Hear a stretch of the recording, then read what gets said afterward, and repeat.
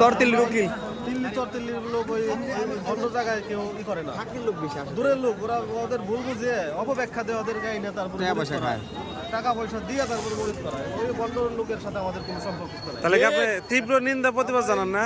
এই আবুল সরকারের এই বক্তব্যের তীব্র নিন্দা ও প্রতিবাদ জানাই এবং সর্বোচ্চ শাস্তির দাবি করছি আমরা। আইনে আছে 2 বছর, তুমি ফাঁসি চাও কেমনে? আইনের সর্বোচ্চ যেটা আছে আমরা ওইটাই আইনের সংশোধন হওয়া দরকার না? আইনের যতটুকু আছে সর্বোচ্চ দাবি করছি আমরা। এই আবুল বাশার সরকার তুমি কি চাও? সরকার হোক না কেন, স্রষ্টাকে নিয়ে কুলঙ্কি করাটা এটা ধর্মীয় অনুভূতিতে আঘাত করেছে আমাদের। আমরা চাই এর সর্বোচ্চ শাস্তি হোক এবং আইনে যেটা পারমিট করে সেটা সর্বোচ্চ শাস্তি আমরা কামনা করি। ধন্যবাদ। এই সুমন সাহেব, তুমি কি তোমার বক্তব্য কি কত দিই? আবুল সরকার হ্যাঁ। তাহলে একটা বন্ধ। আমি আমার জীবনের প্রথমে একদিন গেছিলাম, তাও আমার জুলকা নিয়ে গেছিলাম আমার এক বন্ধু।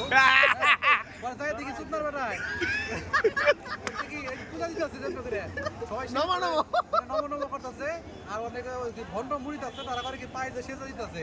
যে এইরকম ভণ্ড এই যে নামধারী এই বাউল শিল্পীদের সর্বোচ্চ শাস্তি, যে জায়গায় পাবো সে জায়গায় আর কোনো ব্যবস্থা নেই।